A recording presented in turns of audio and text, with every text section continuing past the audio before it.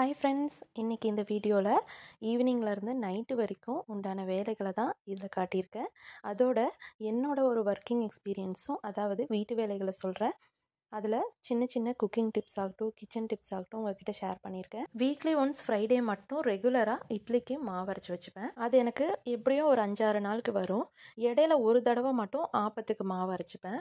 இன்றைக்கி ஃப்ரைடேங்கிறதுனால மத்தியானமே அரிசி ஊற வச்சுருந்தேன். பசங்க வந்ததும் ஸ்நாக்ஸ் எல்லாம் கொடுத்துட்டு அரிசியை கிரைண்டரில் போட்டு விட்டுட்டேன். இன்றைக்கி குழந்தைகளுக்கு ஈவினிங் ஸ்நாக்ஸ் பார்த்திங்கன்னா பருப்பு பாயாசம் மட்டும்தான் பண்ணினேன். அதுக்குள்ளே கிச்சனெல்லாம் கசகசப்பாயிருச்சு.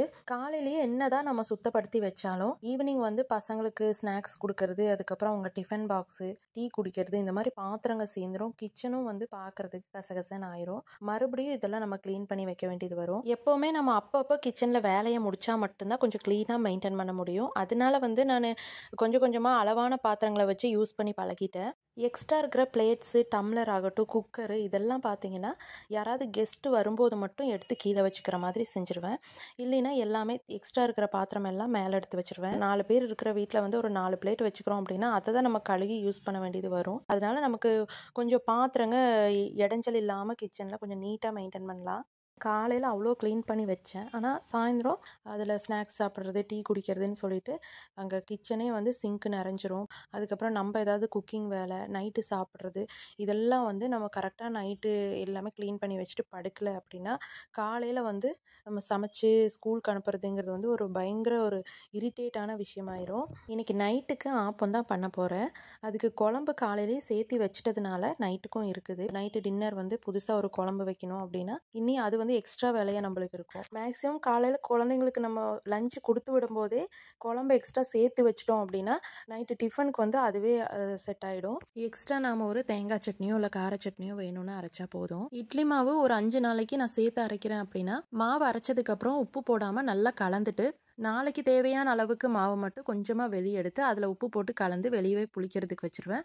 மற்ற மாவெல்லாம் உப்பு போடாமல் அப்படியே எடுத்து ஃப்ரிட்ஜில் வச்சிடுறது.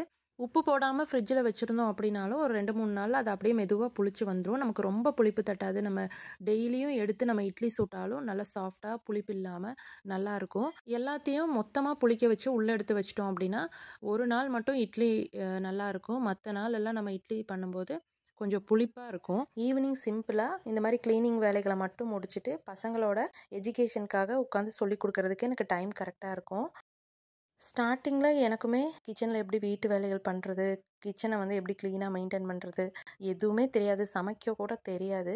இப்போ அம்மா இருந்தால் அதை சொல்லி கொடுத்துருப்பாங்க. அந்த படிப்படியாக நமக்கு தெரியும். இல்லை அம்மா வீட்டுக்கு போகிறோம் வரோம் அந்த மாதிரி ஒரு இதெல்லாம் நமக்கு தெரியும். எனக்கு நான் ஒரு +2 படிக்கும்போது அம்மா இறந்துட்டதுனால அப்போ வரைக்குமே நான் கொஞ்சம் செல்லமாக அப்படி வளர்ந்துட்டோம்.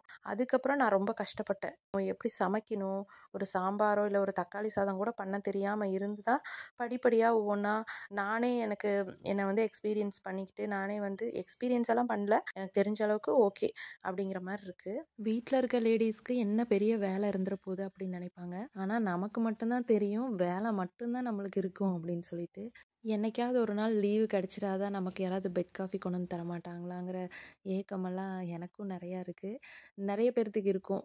வீட்டில் இருக்க பொண்ணுங்க, ஒர்க் பண்ணிகிட்டு இருக்க லேடிஸ்க்கெல்லாம் இந்த மாதிரி ஒரு ஆசை இருக்கும். ஒரு வழியாக கிச்சன் க்ளீனிங் வேலைகளெல்லாம் முடிஞ்சிருச்சு. மாவையும் அரைச்சி எடுத்து செட்டில் பண்ணி வச்சுட்டேன்.